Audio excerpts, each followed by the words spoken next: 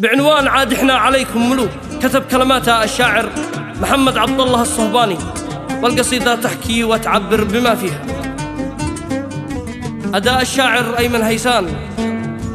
الصهباني اليوم قال بضرب للخلايق مثال، واخط الحروف الجزم اختمها مثيل الصكوك، بشعل وسط حربي لهب واثقة مثيل الذهب، منهج يدرسوها العرب سابق عليها الملوك. محمد قال ما كل من يحلف نقده مؤتمن، الوقت اختلف والزمان وازداد الوهن والشكوك، حافظ ملتزم بالصلاة وارضي خالقك والإله، واطمح بالزمن والحياة والزم طاعة أمك وأبوك، واتحزم بقوم الوفاء ما يطري عليك الجفا، واقطع من ضلوعك دفاع الناس الذي قدروك.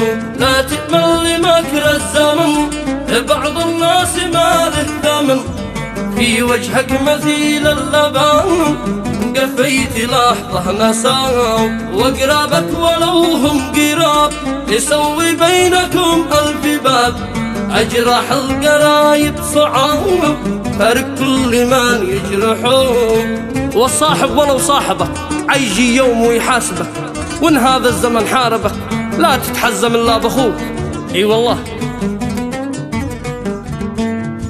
والصاحب ولو صاحبك يعيجي يوم ويحاسبك، وإن هذا الزمن حاربك لا تتحزم إلا بأخوك. بن عبد الله أدى الدروس عالم في علوم النفوس، الصهباني عسل رأس موس ما به بعد قوله شكوك، شيد للمخوح مقام لأن الأخذ مثل الحزام، والناس الخساس اللئام لا تضحك لهم يغدرون. محمد قال بعض البشر صحبتهم علينا خطر، شغلتهم بنقل الخبر اعتزوا ولا قدروا. صارح صاحبك صارحة إذا جت منها الجارحة، خلي صحبتك واضحة الصحبة مثيل البنوك، والبياع إذا تدمنه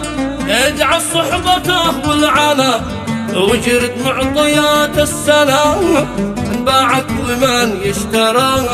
للأحباب لا تندفع يخلك بالمحبة قنع، لا شافوك فيهم طمع يتغلوا ويتجاهلوا. الصهباني يبدع لكم قد خط الحكم لجلكم، قيسوا كل ما حولكم يتلامسين السلوك. ما بحد على حد كبير، الله الكبير القدير، واللي شاف نفسه أمير عاد احنا عليهم ملوك. اي والله. ما بحد على حد كبير، الله الكبير القدير، واللي شاف نفسه أمين عاد احنا عليهم ملوك. والله ما نهاب الصعاب واحنا بالمواقف ذئاب، ما نخشى نباح الكلاب من خلف القفص والشبوك، هيبتنا تناطح دول والتاريخ فينا اكتمل، مثل الوحي فينا نزل الخندق وغزوة تبوك. كلمة ختم بالمختصر يخلد من زمانك عبر، وافحصهم في المختبر الأجيال ما يدرسون، واختم بالصلاة للزهيد مرسول العظيم المجيد، لك صليت وانت الرشيد وذكر لهم يذكرون.